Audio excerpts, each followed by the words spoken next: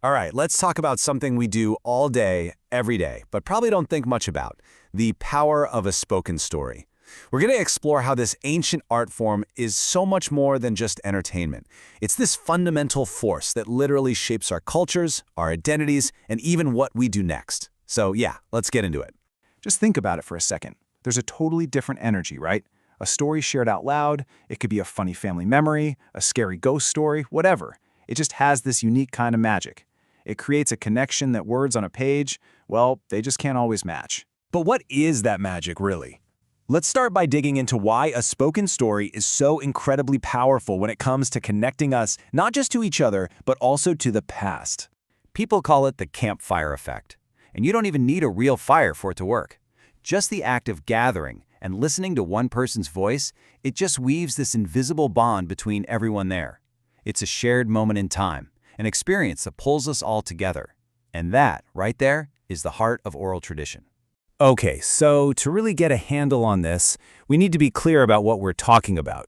So let's break down exactly what we mean by oral communication. Now, the definition seems almost, too simple, doesn't it? Just sharing stuff by speaking.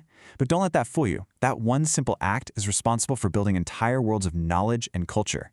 It's a technology that's been around forever, from ancient chants all the way up to the podcasts we listen to today. But the basic idea? It's exactly the same. And think about how much it covers in our daily lives: giving instructions, asking questions, explaining big ideas. But that last point, that's the big one: passing down culture and traditions. That's not just talking. That's how a community's soul is literally kept alive. The best way to really understand this is to just see it in action. So we're going to look at this amazing short story called A Mountain Legend. It just perfectly shows how one spoken story can echo through time and completely change someone's life. I mean, this is the classic setting for a reason, right? The crackling fire, the captive audience. When the camp caretaker, McNabb, starts to talk, he's doing way more than just telling a story. With his voice, his pauses, the whole rhythm of how he speaks, all things a book can't capture, he's becoming a living, breathing part of an ancient tradition. What a killer opening line. Right away, McNabb gives the story this deep, ancient power. He's not just some guy telling a story. He's channeling a story that comes from the land itself. So cool. And here's the heart of the legend. A young boy, trying to prove he was a warrior, falls from the cliffs. And his spirit, McNabb tells them, is still there.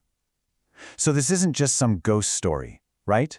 It's a tale about ambition, about tragedy, and about a presence that never left. And this is where the magic really happens. The story finds its person. For Jason, a young kid from the city who feels disconnected from his indigenous roots, this isn't just a scary tale. It's like a lightning bolt connecting him to a heritage he barely even knows. That spoken legend just found its next chapter, and it's him. So let's see how this builds, because a spoken story never just sits there, does it? It always demands a reaction.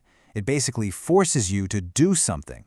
And this is such a key part of oral communication, both in stories and in real life. It is never just about the info. The words people speak out loud reveal who they are, they create tension, and they push the action forward. And bam, here's a perfect example. The legend creates this moment of conflict. Another camper, Ralph, uses the story to taunt Jason, and he's not just challenging his courage, he's challenging his whole identity. Suddenly, the legend isn't just a story anymore. Now, it's a dare. So what happens? Of course, the spoken word becomes action. Jason takes the bait. He starts climbing the exact same mountain from the legend. He's trying to prove to Ralph, and probably more to himself, that he really is connected to that warrior past. The story woke up inside him. This is where things get really wild. As he's climbing, that oral tradition becomes real. The wind isn't just wind anymore. It's whispering the legend to him. He feels this presence, a force that's both pushing him back and somehow pushing him forward. The story is literally coming to life all around him. And then, the climax. Jason slips, but he's saved. The spirit of the boy from the legend, and we learn his name is Muscavashi, actually appears. He reaches out his hand and saves him. In that one incredible moment, hundreds of years just collapse. The spoken legend has physically shown up to protect its descendant. McNabb, the storyteller who started this whole thing, he sees it all happen, and he gets it. He knows that Jason's act of courage has finally completed the ancient story. By facing the legend head-on, Jason has brought peace to that wandering spirit. The oral tradition wasn't just preserved, it was resolved. I mean, what an incredible story. It just perfectly shows us what's at stake. So, what does this all teach us about why these spoken traditions are so unbelievably important? Well, it really boils down to these three big things. First, they preserve culture. They're basically a living library. Second, they teach wisdom, showing all of us how to get through life's challenges. And third, and maybe most important, they build our identity. I mean, Jason didn't really know who he was until he heard the story of who he came from. So in the end, oral tradition is kind of like a relay race through time. The baton isn't a stick, it's a story, passed from one speaker to the next listener. When you think about it, Jason's journey wasn't just about conquering a physical mountain. It was about him finally embracing his place in this long line of history. He got the story from McNabb, he lived the story, and now he's the one who carries it forward. And that kind of leaves us with a question for you to think about. What are the legends, the family histories, the inside jokes in your own life that don't exist in any book? You know, the ones that are only kept alive by that simple, powerful act of just being spoken out loud. Thanks for joining me.